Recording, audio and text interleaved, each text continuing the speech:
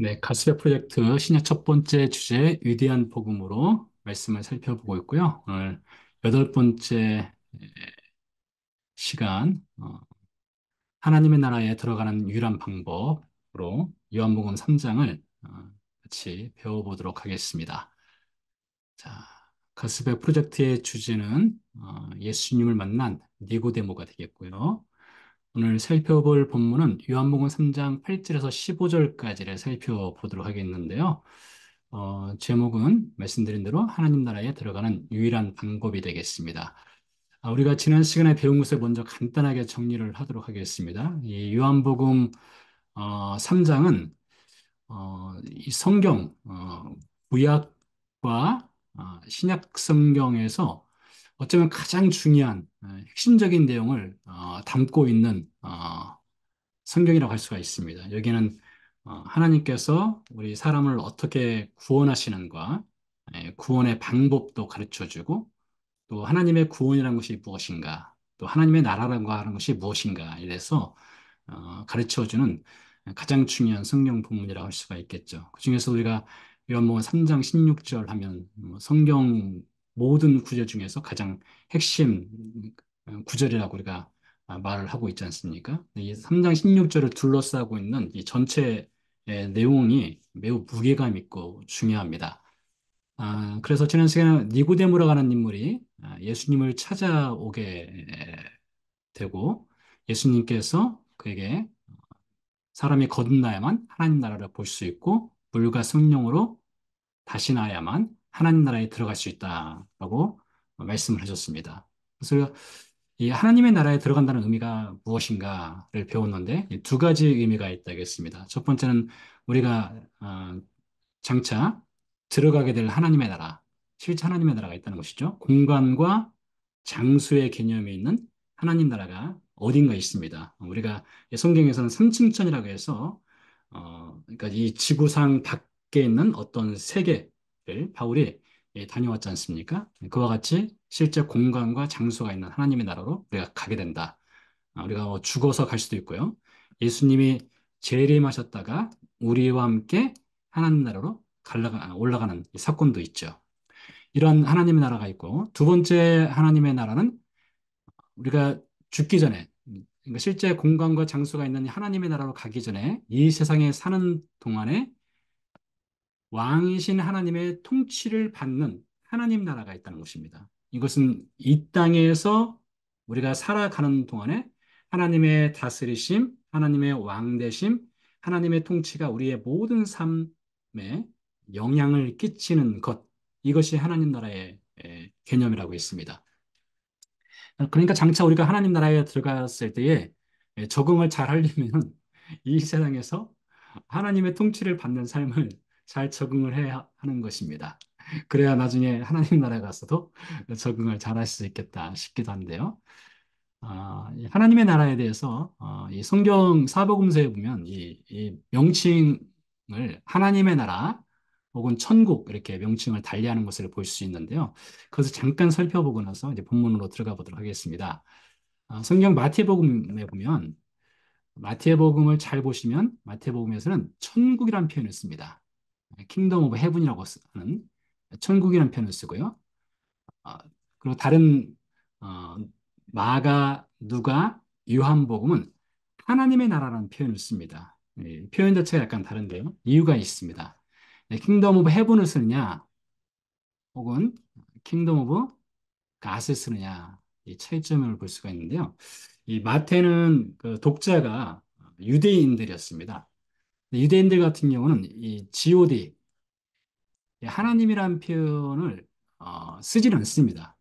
그들이 어떤 글을 쓰든지 이 글에 이 G.O.D, God이라고 하는 표현이 나타날 때는 써야 될 때는 쓰질 않아요. 대신에 G 슬러시 D 이렇게 씁니다. 오늘날도 마찬가지고요. 성경시대 당시에는 성경과 관련된 하나님과 관련된 문헌에는 하나님의 이름 대신에 이렇게 점을 찍습니다. 점을 찍어서 표현을 하거나 혹은 히브리어로 쓴다면은 아도나이라고 해서 야훼라고 하죠. 우리가 보통 야훼 혹은 여호와라고 하는 이 표현을 바꿨습니다. 아도나이 나의 주란 뜻이죠. 혹은 하셴이라고 하는 표현을 쓰게 됩니다. 하셴. 하셴 이것은 그 이름이란 뜻인데요. 그 이름. 이렇게 하나님의 이름을 바꿔서 부릅니다. 그 이름 즉슨 하나님이라고 하는 이름 자체가 거룩하기 때문에 이 하나님의 이름을 망령되이 가볍게 부르지 않기 위해서 G 슬러시 D 혹은 점점점 혹은 아도나이 혹은 하셴 이렇게 이름을 바꿔서 부르거든요. 그래서 마태는 이 독자들이 유대인들이기 때문에 이 지오드라고 하는 표현, 가시라고 하는 표현을 쓰는데 어, 이 표현을 일부러 쓰지 않은 것입니다. 독자인 유대인들이 이 가시라고 하는 표현이 들어가면 그들이 어떤 부정적인 혹은 거부 반응을 보일 수 있다는 것이죠. 그래서 천국이라고 하는 표현을 썼습니다. 하나님 나라가 아니라 천국이라는 표현을 썼고, 다른 복음서 기자들은 대상이 이방인이 많았습니다. 유대인보다는요. 이방인이 많다 보니 이방인들에게는 가시라고 하는 표현을 쓰는데 뭐 부담이 없었던 것으로 볼 수가 있습니다. 그래서 하나님의 나라 혹은 천국 이 두 가지 표현이 사복음서에 등장을 하는데 그 차이점을 우리가 이 독자가 누구이냐 따라서 이 차이가 있다는 것을 좀 알아둘 필요성이 있겠다 싶고요. 자, 그럼 이제 실제 본문으로 들어가서 3장 8절부터 15절 사이의 말씀을 또 살펴보도록 하겠습니다. 자, 먼저 말씀을 읽어보도록 하죠. 바람이 임의로 불매 네가 그 소리를 들어도 어디서 와서 어디로 가는지 알지 못하나니 성령으로 난 사람도 다 그러하니라. 니고데모가 대답하여 이르되 어찌 그러한 일이 있을 수 있나이까. 예수께서 그에게 대답하여 이르시되 너는 이스라엘의 선생으로서 이러한 것들을 알지 못하느냐. 진실로 진실로 내게 이르노니 우리는 아는 것을 말하고 본 것을 증언하노라. 그러나 너희가 우리의 증언을 받지 아니하는도다. 내가 땅의 일을 말하여도 너희가 믿지 아니하거든 하물며 하늘의 일을 말하면 어떻게 믿겠느냐. 하늘에서 내려온 자, 곧 인자 외에는 하늘에 올라간 자가 없느니라. 모세가 광야에서 뱀을 든 것 같이 인자도 들려야 하리니 이는 그를 믿는 자마다 영생을 얻게 하려 하심이니라. 자, 말씀을 먼저 읽었고요. 예수님께서 지난 시간에 우리가 배운 대로 니고데모에게 사람이 거듭나지 아니하면 다시 태어나지 아니하면 하나님 나라를 볼 수 없다. 사람이 물과 성령으로 나지 아니하면 하나님 나라에 들어갈 수 없다. 이런 말씀을 니고데모에게 이게 하였던 것이죠. 하나님 나라에 볼 수 없다. 거듭나지 아니하면 이럴 때 니고데모가 답을 이렇게 하였습니다.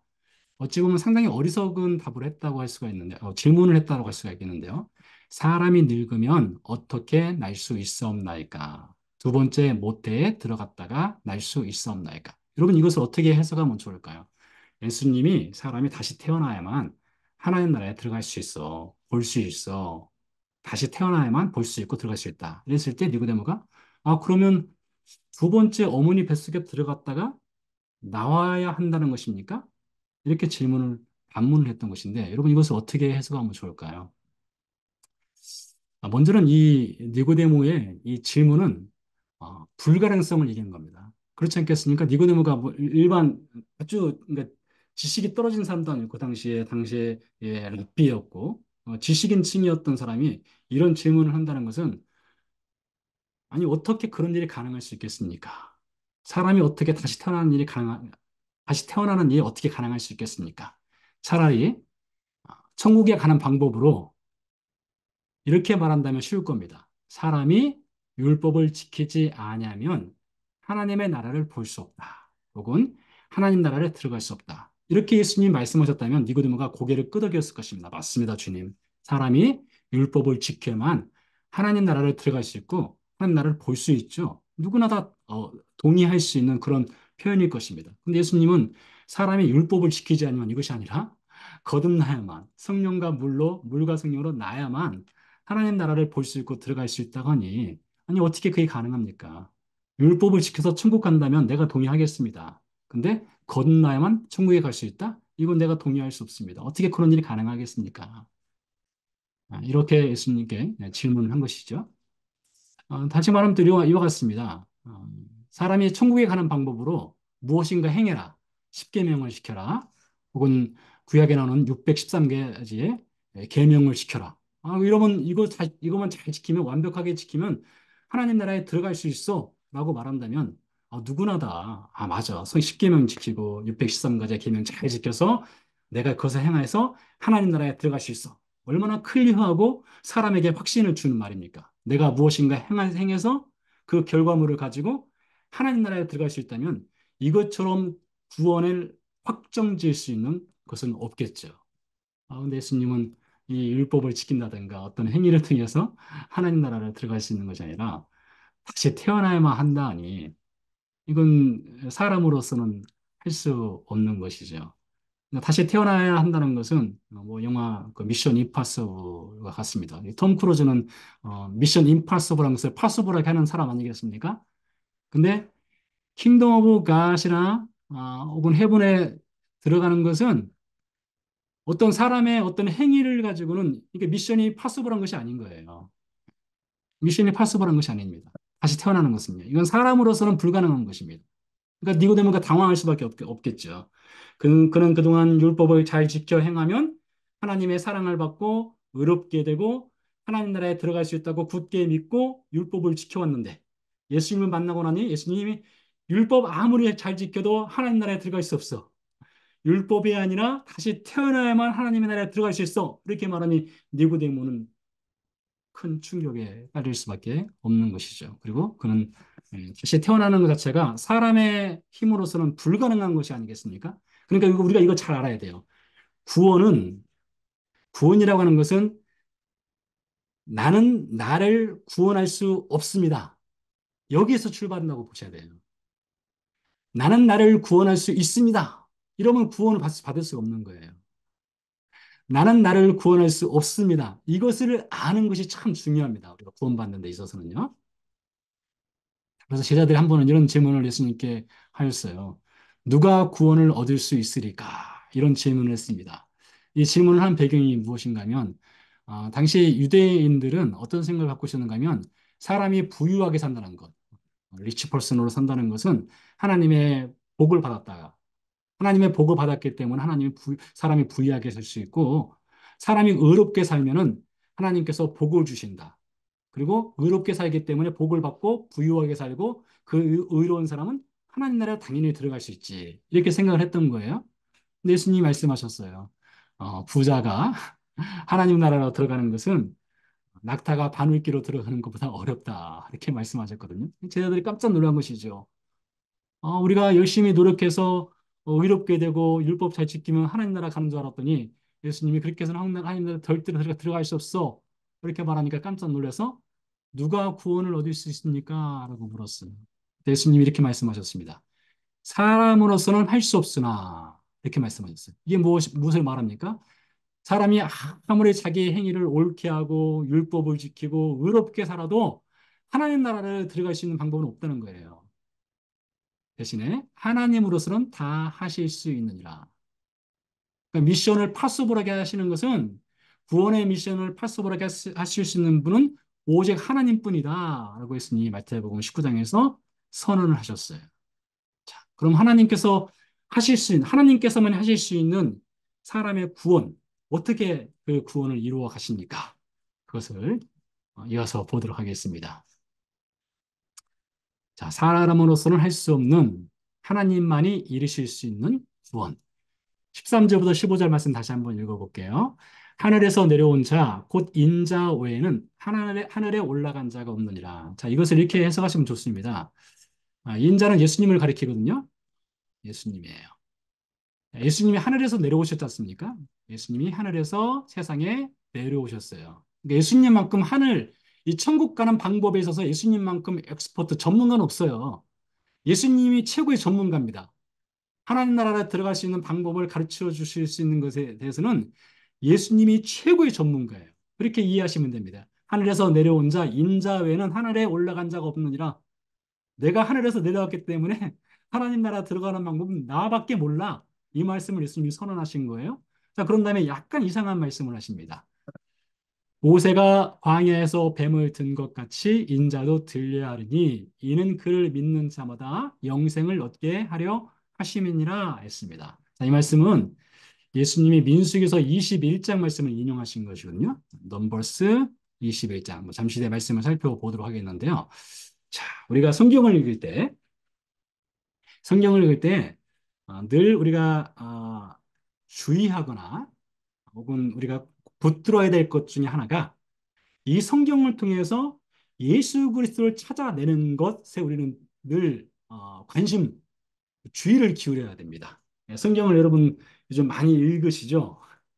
성경 읽기를 잘 하시고 계시리라고 생각하는데 성경을 읽을 때에 성경을 읽으면서 예수님 이 말씀에서 예수님을 찾아내는 것을 늘 관심을 둘 필요성이 있어요. 예수님도 그렇게 말씀하시잖아요. 자, 이 모세가 광에서 뱀을 든 사건을 가지고 예수님 사건으로 연결을 시켜요. 예수님의 십자가 사건으로 연결시키거든요. 자, 민수기서 21장에서 모세가 광야에서 뱀을 든 일이 있었습니다. 자, 그것을 보도록 하죠. 민수기서 21장 4절에서 9절까지를 읽어보도록 하겠습니다. 백성이 호르산에서 출발하여 홍해 길을 따라 에돔 땅을 우회하려 하였다가 길로 말미암아 백성의 마음이 상하니라. 백성이 하나님과 모세를 향하여 원망하되 어찌하여 우리를 애굽에서 인도해 내어 이 광야에서 죽게 하는가? 이곳에는 먹을 것도 없고 물도 없도다. 우리 마음이 이 하찮은 음식을 싫어하노라 하며 여기서 하찮은 음식이라는 것은 만나를 가리키는 것이 되겠습니다. 예, 불평 불만을 막 늘어났어요. 여호와께서 불뱀들을 백성 중에 보내어 백성을 물게 하심으로 이스라엘 백성 중에 죽은 자가 많은지라 백성이 모세에게 이르러 말하되 우리가 여호와와 당신을 향하여 원망함으로 범죄하였사오니 여호와께 기도하여 이 뱀들을 우리에게서 떠나게 하소서. 모세가 백성을 위하여 기도하매 여호와께서 모세에게 이르시되 불뱀을 만들어 장대 위에 매달아라. 물린 자마다 그것을 보면 살리라. 모세가 녹뱀을 만들어 장대 위에 다니 뱀에게 물린 자가 노뱀을 쳐다본즉 모두 살더라 했습니다. 자, 이 사건 뭐 민수기서에서 상당히 유명한 사건이고 설교를 통해서 가끔 들을 수 있는 본문이기도 한데요. 먼저 지도를 가지고 잠깐 설명을 하도록 하겠습니다. 이스라엘 백성들이 이제 홍해길을 따라갔다고 나왔어요. 홍해길. 홍해길을 따라갔다는 말은 자, 여기 보시면 이 아래쪽 바다가 있습니다. 여기가 홍해입니다. 홍해. 에일랏이라고 하는 곳입니다. 에일랏. 아래쪽에 레디스, 홍해가 펼쳐져 있어요. 여기는 스바해가 되겠고, 갈릴리 바다가 되겠죠. 홍해길을 통해서 유단 동편길, 이 왕의 대로라 가는 길을 따라서 이제 북진을 하게 됩니다. 근데 이 길이 상당히 험악한 길이거든요. 이 광해길이요. 길이 험악하고 먹을 건 별로 없고 매일 만나만 먹고 하니 길로 인해서 이스라엘 백성들이 음식으로 인해서 불평불만에 빠진 거죠. 하나님을 향해서 또 모세를 향해서 원망을 하게 된 겁니다. 그러니까 불뱀이 이제 나타나서 이스라엘 백성들을 이제 물어 죽이게 된 것이죠. 물어 죽였다기보다는 이제 독이 들어가서 이제 독에 의해서 이스라엘 백성들이 이제 죽게 되는 것이죠. 그러자 이스라엘 백성들이 우리를 살려주십시오. 하자 하나님께서 모세에게 불뱀 불이 불뱀을 만들어서 장대에 높이 달고 그것을 바라보는 자는 살리라 하셨습니다. 이것을 예수님이 끌어와서 예수님의 사건, 십자가 사건으로 연결시켰어요.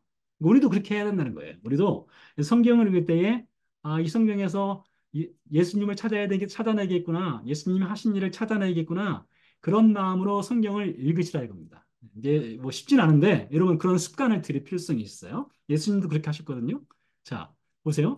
모세가 광야에서 뱀을 든 것 같이 인자도 들려야 하리니 이렇게 말씀하셨는데 이 말씀의 의미를 다섯 가지로 살펴보도록 하겠습니다. 제가 찾아내는 것은 아니고요. 존 파이퍼 목사님이 이 말씀을 가지고 이 예수님께 다섯 가지로 적용을 시켰어요. 그것을 가져와 봤습니다. 첫 번째입니다. 자, 모세가 광야에서 뱀을 그리긴 그렇지만 하여튼 뱀을 이렇게 매달았지 않습니까? 그런 것처럼 예수님께 적용을 해서 인자는 son of man, 예수님의 어떤 고유 명사와 같은 것이죠. 예수 그리스도는 십자가에 오르셔야 한다. 자, 광야에서 모세가 뱀을 장대 위에 매단 것처럼 예수님도 십자가에 매달려야 한다는 것이죠. 이렇게 이해를 했고요. 이렇게 연결시켰어요. 두 번째, 인자는 죄로 인한 죽음의 독을 해독할 수 있는 분이다. 그렇죠? 불뱀을 장대에 매달았고 그것을 바라보는 자마다 해독이 되어서 살아났지 않습니까? 그래서 예수님도 죄로 인한 죽음의 독을 해독을 하셨어요. 무엇으로요? 십자가 사건을 통해서요. 예수님도 십자가 사건을 통해서 해독제를 주신 겁니다. 죄로 인해서 죽을 수밖에 없는 우리 인생에게 해독제를 주셨다. 세 번째, 인자는 죄로 인한 저주를 대신 받으셔야 한다. 참, 이 부분은 여러분, 우리가 잘 들을 필요성이 있습니다. 인자는 죄로 인한 저주를 대신 받으셔야 한다. 예수님께서 십자가에서 받으신 것이 죄로 인한 저주라는 거예요. 우리 대신에 저주를 받으셨다는 거예요. 이것은 뭐 여러분께서 뭐 설교를 통해서 여러 번 들었던 말씀이기도 한데요. 성경 구절을 가져와 봤습니다. 여러분 이것을 꼭 어, 기억하시고 기억하기 힘드신 분들은 적어 놓으셔도 좋습니다. 고린도서 5장 21절 말씀입니다. 하나님이 죄를 알지도 못하신 이를 예수님이죠. 우리를 대신하여 참 중요하죠. 예수님이 우리를 대신했다는 거예요. 우리를 대신하여 죄로 삼으신 것은 우리로 하여금 하나님 그 안에서 하나님의 의가 되게 하려 하심이라 했습니다. 예수님이 십자가에서 죽은 사건이 분명히 여기 드러나고 있죠. 죄를 알지 못하시는 이가 우리를 대신해서 죄가 되셨어요. 예수님이 죄가 되셨어요. 십자가에서요. 우리 대신에 죄를 짊어지고 십자가에서 대신 죽으셨다. 고린도서 5장 21절에서 말을 하고 있어요. 자, 또 한 구절 갈라디아서 3장 13절 말씀인데요. 그리스도께서 우리를 위하여 저주를 받은 바 되사. 어떤 저주입니까? 죄의 저주이죠. 죄의 저주를 받은 바 되사 율법의 저주에서 우리를 속량하셨으니 리뎀션 하셨으니 기록된 바 나무에 달린 자마다 저주 아래 있는 자라 하였습니다. 갈라디아서 3장 13절 말씀. 그러니까 예수님께서 십자가에서 예수님이 죽으신 사건은 우리를 대신해서 죄의 저주를 받으셔서 대신 죽으셨다. 이것을 기억하시라는 겁니다. 고린도서 5장 21절, 갈라디아서 3장 13절 말씀. 자, 네 번째, 인자는 자신의 죽음으로 영원한 생명을 주신다. 자, 여기 보시면은 3장 15절 말씀에서 그렇게 기록되어 있죠. 그를 믿는 자마다 영생을 얻게 하려 하심이라 이렇게 기록되어 있지 않습니까? 그와 같이 예수님이 십자가에서 그분의 죽으심이 우리에게는 생명, 영원한 생명을 주시는 사건으로 이어졌다는 거예요. 예수님이 죽으셔서 자신의 생명을 우리에게 주셨다. 하나 더 볼까요? 마지막 다섯 번째로 인자는 믿음을 선물로 주신다. 믿음을 선물로 주신다는 거예요. 자, 이 첫 번째, 예수님이 십자가에서 오르시고, 예수님이 죄로 인한 죽음의 독을 해독하시고, 죄로 인한 저주를 대신 받으시고, 영원한 생명을 자신의 죽음으로 주시는 것을 우리가 믿을 수 있는 그 믿음을 예수님이 주시는 거예요. 우리 스스로 그것을 깨달았고 공부해서 알아가는 것이 아니라 그 믿음을 예수님이 주시는 거예요. 이것을 에베소서 2장 8절 9절에서 이렇게 말하고 있죠.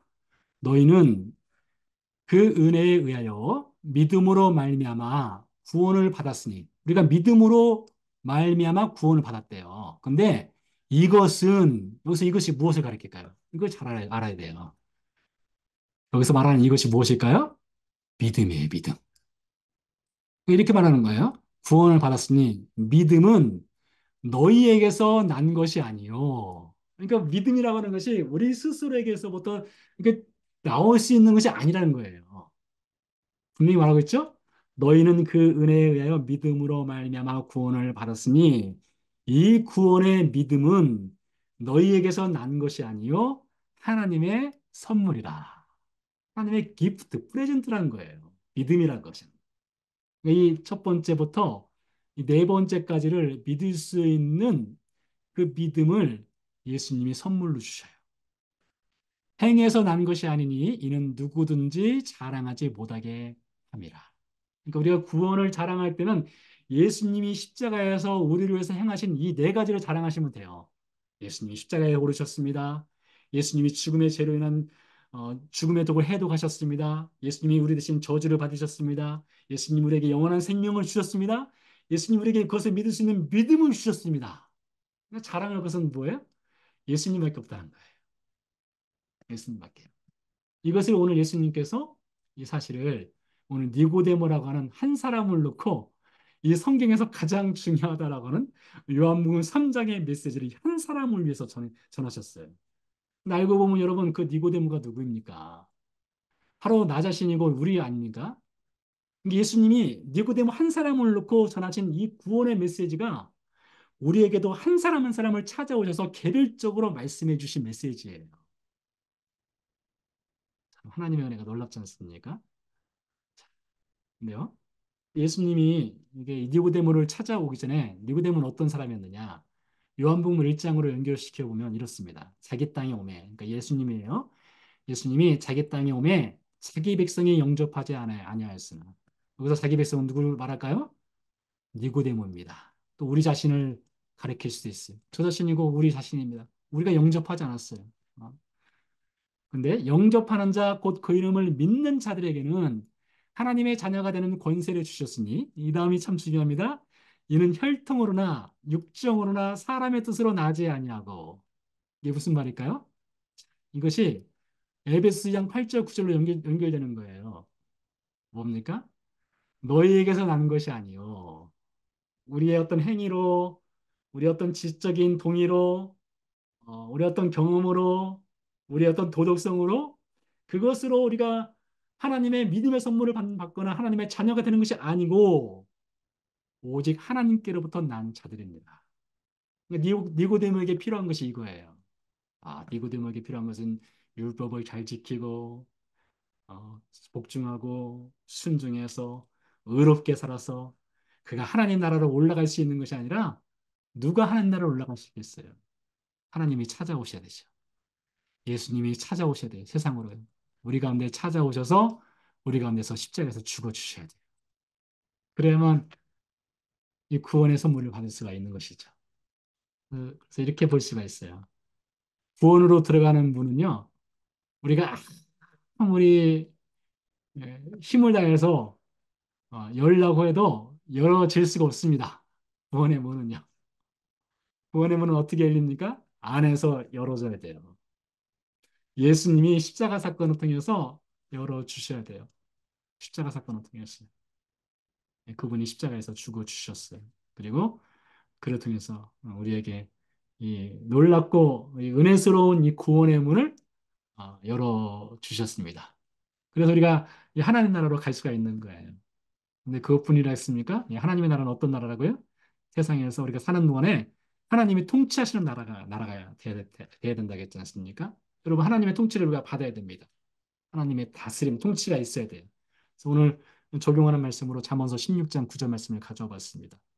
사람이 마음으로 자기의 길을 계획할지라도 그의 걸음을 인도하시는 여호와시니라. 여러분 이 말씀을 붙드세요.